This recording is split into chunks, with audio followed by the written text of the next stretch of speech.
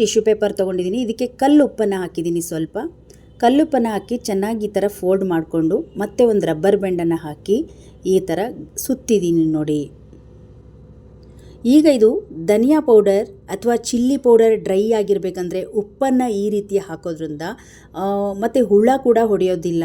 ಇದ್ರ ಜೊತೆಗೆ ಸ್ವಲ್ಪ ಕಾಳುಮೆಣಸು ಕೂಡ ಹಾಕ್ಬೋದು. ನೀವು ಟ್ರೈ ಮಾಡಿ ನೋಡಿ, ತುಂಬ ಚೆನ್ನಾಗಿ ವರ್ಕ್ ಆಗುತ್ತೆ. ಬನ್ನಿ ನೆಕ್ಸ್ಟ್ ಟಿಪ್ಸನ್ನು ನೋಡ್ಕೊಂಬರೋಣ. ನಾನಿಲ್ಲಿ ಜೀನ್ಸ್ ಪ್ಯಾಂಟ್ ತೊಗೊಂಡಿದ್ದೀನಿ. ಜೀನ್ಸ್ ಪ್ಯಾಂಟಿಗೆ ಏನಾದರೂ ನಾವು ಒಂದೆರಡು ಹೊಲಿಗೆ ಸ್ಟಿಚ್ ಮಾಡಬೇಕು, ಒಂದು ಸ್ವಲ್ಪ ಏನಾದರೂ ಬಟನ್ ಏನಾದರೂ ಕಿತ್ತೋಗಿದೆ ಅಂದರೆ ಈ ರೀತಿ ಸೂಜಿ ಒಳಗಡೆ ಹೋಗೋದಿಲ್ಲ, ತುಂಬ ಗಟ್ಟಿ ಅನಿಸುತ್ತೆ. ಸೂಜಿ ಎಲ್ಲ ಈ ಒಂದು ತುಂಬು ಅಂತ ಹೇಳ್ತೀವಲ್ಲ, ಸೂಜಿ ತುಂಬು ಅದು ಸ್ವಲ್ಪ ಶಾರ್ಪ್ ಇರೋದಿಲ್ಲ. ಈ ರೀತಿಯಾಗಿ ಶಾರ್ಪ್ ಮಾಡ್ಕೊಳ್ಳಿ.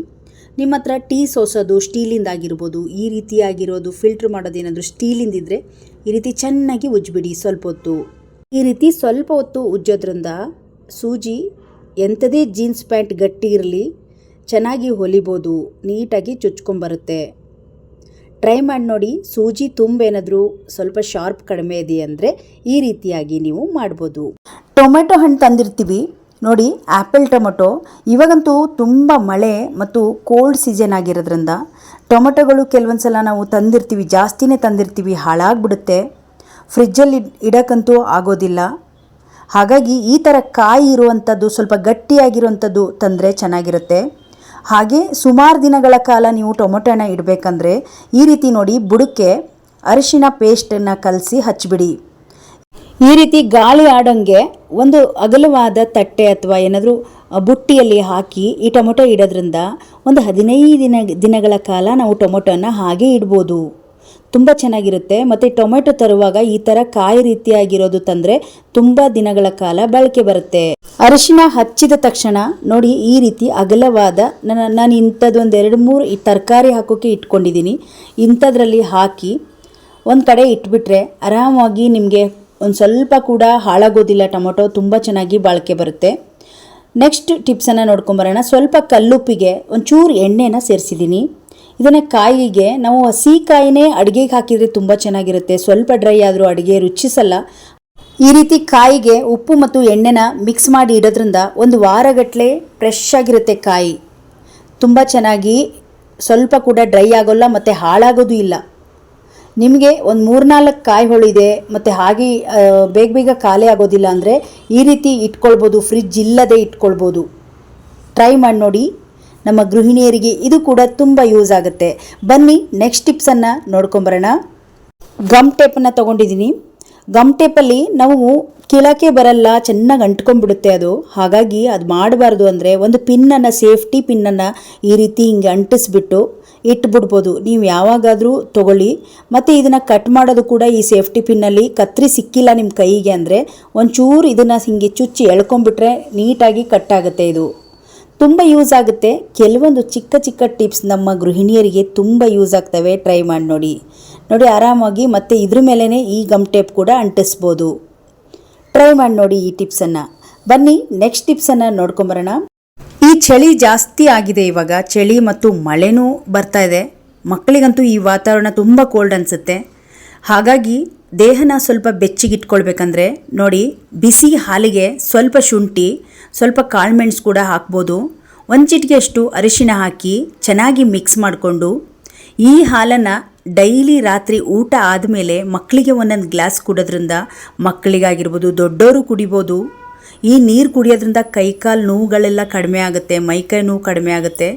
ನೋಡಿ, ಸ್ವಲ್ಪ ರುಚಿಗೆ ಸ್ವಲ್ಪ ಸಕ್ಕರೆ ಹಾಕಿ ಚೆನ್ನಾಗಿ ಮಿಕ್ಸ್ ಮಾಡಿ ಮಕ್ಕಳಿಗೆ ಡೈಲಿ ಒಂದೊಂದು ಗ್ಲಾಸ್ ಕೊಡೋದ್ರಿಂದ ಕೋಲ್ಡು ಆಗಲ್ಲ, ಕಫನೂ ಆಗಲ್ಲ, ಬಾಡಿ ಬೆಚ್ಚಗಿರುತ್ತೆ ಮಕ್ಕಳಿಗೆ.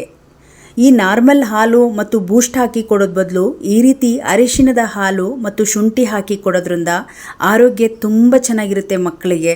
ಟ್ರೈ ಮಾಡಿ ನೋಡಿ. ಬನ್ನಿ ನೆಕ್ಸ್ಟ್ ಟಿಪ್ಸನ್ನು ನೋಡ್ಕೊಂಬರೋಣ. ಬಾಳೆಕಾಯಿ ತೊಗೊಂಡಿದ್ದೀನಿ. ಬಾಳೆಕಾಯಿ ಸಿಪ್ಪೆ ತೆಗೆಯೋದು ಕಷ್ಟ ಅಂದ್ಕೊಳ್ತೀರಾ. ಈ ರೀತಿಯಾಗಿ ಉದ್ದಕ್ಕೆ ಸೀಳ್ಕೊಂಬಿಡಿ. ಉದ್ದಕ್ಕೆ ಸೀಳ್ಕೊಂಡು ಕೈಯಿಂದ ನೋಡಿ ಈ ರೀತಿ ಮಾಡಿದರೆ, ಕೈಯಿಂದ ಈ ಥರ ಬಾಳೆಹಣ್ಣು ಸಿಪ್ಪೆ ಸುಲಿದಂಗೆ ಸುಲಿದ್ಬಿಟ್ರೆ ಒಂಚೂರು ಕೂಡ ಅಂಟ್ಕೊಳ್ಳೋದಿಲ್ಲ, ಸಿಪ್ಪೆಯಲ್ಲಿ ಕೂಡ ವೇಸ್ಟ್ ಆಗೋದಿಲ್ಲ. ಸಿಪ್ಪೆ ತೆಗೆಯೋದು ಬದಲು ಈ ರೀತಿಯಾಗಿ ಐಡಿಯಾ ಮಾಡಿದರೆ ಆರಾಮಾಗಿ ಸಿಪ್ಪೆ ತೆಗಿಬೋದು. ನೋಡಿ, ನೆಕ್ಸ್ಟ್ ಟಿಪ್ಸನ್ನು ನೋಡ್ಕೊಂಬರೋಣ. ಹಸಿಮೆಣಸಿನ್ಕಾಯಿನ ತಂದ ತಕ್ಷಣ ಈ ರೀತಿ ಹಣ್ಣು ಸಪ್ರೇಟ್ ಮತ್ತು ಕಾಯಿ ಸಪ್ರೇಟ್ ಎಲ್ಲ ಮಾಡ್ಕೊಳ್ತೀವಿ. ತೊಟ್ಟು ತೆಗೆದು ಒಂದು ಬಾಕ್ಸಲ್ಲಿ ಹಾಕಿಟ್ರೆ ಮೆಣಸಿಕಾಯಿ ಚೆನ್ನಾಗಿರುತ್ತೆ. ಹಾಗೆ ತೊಟ್ಟನ್ನು ಕೂಡ ಬಿಸಾಕೋದು ಬೇಡ. ಈಗ ನೋಡಿ ಒಂದು ಬೇಷನ್ನಲ್ಲಿ ಒಂದು ನೀರು ತೊಗೊಂಡಿದ್ದೀನಿ. ಈ ತೊಟ್ಟುಗಳನ್ನೆಲ್ಲವನ್ನು ಹಾಕಿ ಚೆನ್ನಾಗಿ ಕೈಯಿಂದ ಈ ರೀತಿ ಒಂದ್ಸಲ ಮಿಕ್ಸ್ ಮಾಡಿಕೊಂಡು 1 ಅವರ್ ಹಾಗೆ ಮುಚ್ಚಿಟ್ಬಿಟ್ರೆ ತೊಟ್ಟುಗಳು ಚೆನ್ನಾಗಿ ನೆಂದಿದೆ. ಇವಾಗ ಕೈಯಿಂದ ಈ ಥರ ಚೆನ್ನಾಗಿ ಕಿವುಚ್ಕೊಳ್ಬೇಕು. ಅದ್ರದ್ದು ತೊಟ್ಟಲ್ಲಿರುವ ಅದರ ಒಂದು ಖಾರದ ಅಂಶ ಎಲ್ಲ ನೀರೊಳಗೆ ಬಿಟ್ಕೊಳ್ಬೇಕು. ಅಲ್ಲಿವರೆಗೂ ಈ ರೀತಿ ಮಿಕ್ಸ್ ಮಾಡ್ಕೊಳ್ಳೋಣ. ನೋಡಿ ಚೆನ್ನಾಗಿ ಈ ಒಂದು ಸ್ಮೆಲ್ ಘಾಟ ಹೊಡಿತಾ ಇದೆ. ಈ ಲಿಕ್ವಿಡನ್ನು ಹಾಕೋದ್ರಿಂದ ಗಿಡಗಳು ತುಂಬ ಚೆನ್ನಾಗಿ ಇರುತ್ತೆ, ಹಸುರಾಗಿರುತ್ತೆ, ಯಾವತ್ತೂ ಗಿಡ ಒಣಗೋಗೋದಿಲ್ಲ. ಟ್ರೈ ಮಾಡಿ ನೋಡಿ ಈ ಲಿಕ್ವಿಡನ್ನು. ಇದನ್ನು ಸ್ಪ್ರೈ ಬಾಟಲಿಗೆ ಹಾಕಿ ಸ್ಪ್ರೈ ಕೂಡ ಮಾಡ್ಬೋದು ನೀವು. ಎಷ್ಟು ಗಿಡಗಳಿದೆ ಡೈಲಿ ಒಂದೊಂದು ಸ್ವಲ್ಪ ಒಂದ್ಸಲ ಮಾಡಿಟ್ರೆ 1 ವಾರ ಆಗುತ್ತೆ ಈ ಲಿಕ್ವಿಡ್. ಬನ್ನಿ ನೆಕ್ಸ್ಟ್ ಟಿಪ್ಸನ್ನು ನೋಡ್ಕೊಂಬರೋಣ. ಮಕ್ಕಳಿಗೆ ಈಗ ಚಳಿಗಾಲ ಬಂತಂದರೆ ಕೋಲ್ಡ್ ಜಾಸ್ತಿ ಆಗ್ತಾ ಇರುತ್ತೆ, ಮಕ್ಕಳ ಆರೋಗ್ಯ ಹಾಳಾಗ್ಬಿಡುತ್ತೆ. ಕೋಲ್ಡಿಂದ ಗಂಟಲು ನೋವು ಅದೆಲ್ಲ ಪ್ರಾಬ್ಲಮ್ ಆಗುತ್ತೆ. ನೋಡಿ ಈ ಚಳಿಗಾಲದಲ್ಲಿ ಹೀಗೆ ಮಾಡಿ, ಈರುಳ್ಳಿ ಪೀಸನ್ನು ತೊಗೊಳ್ಳಿ, 2-3 ಈರುಳ್ಳಿ ಪೀಸನ್ನು ತೊಗೊಳ್ಳಿ. ಮಕ್ಕಳಿಗೆ ಕೋಲ್ಡ್ ಆದಾಗ 2 ಈ ರೀತಿ ಈರುಳ್ಳಿ ಸಿಪ್ಪೆನ ಕಾಲಿಗೆ ಈ ರೀತಿ ಅಂಟಿಸ್ಬಿಟ್ಟು ಸಾಕ್ಸ್ ಹಾಕಿ ರಾತ್ರಿ ಟೈಮಲ್ಲಿ ಮಲಗಿಸ್ಬಿಡಿ. ಈ ರೀತಿ ಮಾಡೋದ್ರಿಂದ ಮಕ್ಕಳಿಗೆ ಎಂಥದೇ ಕೋಲ್ಡ್ ಬಂದರೂ ಈ ಈರುಳ್ಳಿ ಹೀರ್ಕೊಂಡ್ಬಿಡುತ್ತೆ, ಬೇಗ ಕಡಿಮೆ ಆಗುತ್ತೆ ಕೋಲ್ಡ್. ಟ್ರೈ ಮಾಡಿ ನೋಡಿ. ನನ್ನ ಮಗನಿಗೆ ಕೋಲ್ಡ್ ಆಗಿದೆ ಸ್ವಲ್ಪ, ಹಾಗಾಗಿ ಈ ಒಂದು ಟಿಪ್ಸನ್ನು ಫಾಲೋ ಮಾಡ್ತಾ ಇದ್ದೀನಿ. ತುಂಬ ಚೆನ್ನಾಗಿ ವರ್ಕ್ ಆಗುತ್ತೆ. ಟ್ರೈ ಮಾಡಿ ನೋಡಿ ಸ್ನೇಹಿತರೆ. ಬನ್ನಿ ನೆಕ್ಸ್ಟ್ ಟಿಪ್ಸನ್ನು ನೋಡ್ಕೊಂಬರೋಣ. ವಿಳೆದೆಲೆ ತೊಗೊಂಡಿದ್ದೀನಿ. ವಿಳೆದೆಲೆ ಟಿಪ್ಸನ್ನು ಮಾಡೋಣ. ಒಂದೇ ಒಂದು ವಿಳೆದೆಲೆ ಇದ್ದರೆ ಎಷ್ಟು ಪ್ರಯೋಜನ ಇದೆ ನೋಡ್ತಾ ಹೋಗಿ. ಇದು ಕಫ ಕೋಲ್ಡಿಗಾಗಿರ್ಬೋದು ಮತ್ತು ಈ ಕೆಲವೊಂದು ಜಿರಳೆಗಳನ್ನು ತೆಗಿಯೋಕ್ಕೂ ಕೂಡ ಒಂದು ಒಳ್ಳೆ ಮೆಡಿಷನ್ ಅಂತಲೇ ಹೇಳ್ಬೋದು. ಒಂದು ವಿಳೆದೆಲೆನ ಒಂದು ಕುಟ್ಟೋಕಲ್ಲಿಗೆ ಹಾಕಿ ಪೇಸ್ಟ್ ರೀತಿ ತರಿತರಿಯಾಗಿ ಮಾಡ್ಕೊಳ್ಳೋಣ.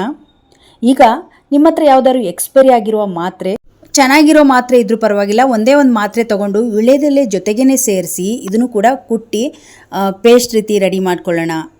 ಇವಾಗ ತರಿತರಿಯಾಗಿ ರೆಡಿಯಾಗಿದೆ. ಇದನ್ನು ಕೈಯಿಂದ ರೀತಿ ಒಂದು ಬೌಲಿಗೆ ಹಾಕ್ಕೊಳ್ಳೋಣ. ನೋಡಿ ಒಂದೇ ನಾನು ಈ ವಿಳೆದೆಲೆನ ತಗೊಂಡಿದ್ದು, ಎಷ್ಟು ಪ್ರಯೋಜನ ಇದೆ ನೋಡಿ. ಈಗ ಇದಕ್ಕೆ ಒಂದು ಅರ್ಧ ಬೌಲ್ ಆಗುವಷ್ಟು ಕುದಿ ನೀರನ್ನು ಹಾಕ್ಕೊಳ್ಳೋಣ. ಚೆನ್ನಾಗಿ ಕಾಯಬೇಕು ನೀರು. ಆ ನೀರನ್ನು ಹಾಕ್ಕೊಳ್ತಾ ಇದ್ದೀನಿ. ಹಾಕಿ ಚೆನ್ನಾಗಿ ಮಿಕ್ಸ್ ಮಾಡಿ ಈ ನೀರನ್ನು ಒಂದು 2-3 ನಿಮಿಷಗಳ ಕಾಲ ಹಾಗೆ ಒಂದು ಪ್ಲೇಟನ್ನು ಮುಚ್ಚಿ ಇಟ್ಬಿಡೋಣ. ಸ್ವಲ್ಪ ಹೊತ್ತು ಅದು ಚೆನ್ನಾಗಿ ನೆನಿಬೇಕು. ಇದ್ರ ಜೊತೆಗೇ ಒಂದು ಸ್ವಲ್ಪ ಅರಿಶಿಣದ ಪೇಸ್ಟ್ ಕೂಡ ಹಾಕ್ಕೊಳ್ತಾ ಇದ್ದೀನಿ. ಇದು ಕೂಡ ಒಂದು ಒಳ್ಳೆ ಆ್ಯಂಟಿಬಯೋಟಿಕ್ ಅಂತಲೇ ಹೇಳ್ಬೋದು. ಇವಾಗ ನೋಡಿ ರೆಡಿ ಇದೆ. ಈಗ ಸ್ವಲ್ಪ ಬಿಸಿ ಇದೆ, ಇದನ್ನು ಫಿಲ್ಟ್ರ್ ಮಾಡ್ಕೊಳ್ತಾ ಇದ್ದೀನಿ. ಈಗ ಇದನ್ನು ಸ್ಪ್ರೈ ಬಾಟಲಿಗೆ ಹಾಕ್ಕೊಳ್ಳೋಣ. ನಿಮ್ಮ ಮನೆಗಳಲ್ಲಿ ಜಿರಳೆಗಳು, ಸೊಳ್ಳೆಗಳು ಮತ್ತು ಹಲ್ಲಿಗಳು, ಸಣ್ಣ ನೊರ್ಜೆಗಳು ಜಾಸ್ತಿ ಇದ್ದರೆ ಈ ಲಿಕ್ವಿಡ್ ತುಂಬ ಚೆನ್ನಾಗಿ ವರ್ಕ್ ಆಗುತ್ತೆ. ನೋಡಿ ನಾನು ಈ ಸ್ಪ್ರೈ ಬಾಟಲಿಗೆ ಎಲ್ಲ ಲಿಕ್ವಿಡನ್ನು ಹಾಕ್ಕೊಳ್ತಾ ಇದ್ದೀನಿ. ಇದನ್ನು ನೀವು ಎಲ್ಲಿ ನಿಮ್ಮ ಮನೆಗಳಲ್ಲಿ ಎಲ್ಲಿ ಜಿರಳೆಗಳು ಮತ್ತು ಸೊಳ್ಳೆಗಳಿರುತ್ತೋ ಅಲ್ಲಿ ಹಾಕ್ಕೊಳ್ಬೋದು. ಮತ್ತು ಗಿಡಗಳ ಎಲೆಗಳೆಲ್ಲ ಹುಳ ತಿಂದು ಕೆಂಪಾಗಿಬಿಟ್ರೆ ಈ ಒಂದು ಲಿಕ್ವಿಡ್ ಹಾಕಿದರೆ ಅಲ್ಲಿರೋ ಹುಳಗಳು ಕೂಡ ಸಾಯುತ್ತೆ. ಟ್ರೈ ಮಾಡಿ ನೋಡಿ. ಇವತ್ತಿನ ಎಲ್ಲ ಯೂಸ್ಫುಲ್ ಟಿಪ್ಸ್ ನಿಮಗೆಲ್ಲರಿಗೂ ಇಷ್ಟ ಆಯಿತು ಅಂದ್ಕೊಂಡಿದ್ದೀನಿ. ಇವತ್ತಿನ ವಿಡಿಯೋದಲ್ಲಿ ನಿಮಗೆ ಯಾವ ಟಿಪ್ಸ್ ಇಷ್ಟ ಆಯ್ತಂತ ಕಮೆಂಟ್ ಬಾಕ್ಸಲ್ಲಿ ತಿಳಿಸಿ. ಈ ವಿಡಿಯೋಗೊಂದು ಲೈಕ್ ಮಾಡಿ, ಈ ವಿಡಿಯೋವನ್ನು ಶೇರ್ ಮಾಡಿ. ಇನ್ನಷ್ಟು ವಿಡಿಯೋಗಳಿಗಾಗಿ ಗೃಹಿಣಿ ಲೇಖನ ಚಾನಲನ್ನು ಸಬ್ಸ್ಕ್ರೈಬ್ ಮಾಡ್ಕೊಳ್ಳಿ. ಮತ್ತೆ ಮುಂದಿನ ಹೊಸ ವಿಡಿಯೋಗಳೊಂದಿಗೆ ಸಿಗೋಣ. ಅಲ್ಲಿಯವರೆಗೂ ಧನ್ಯವಾದಗಳು.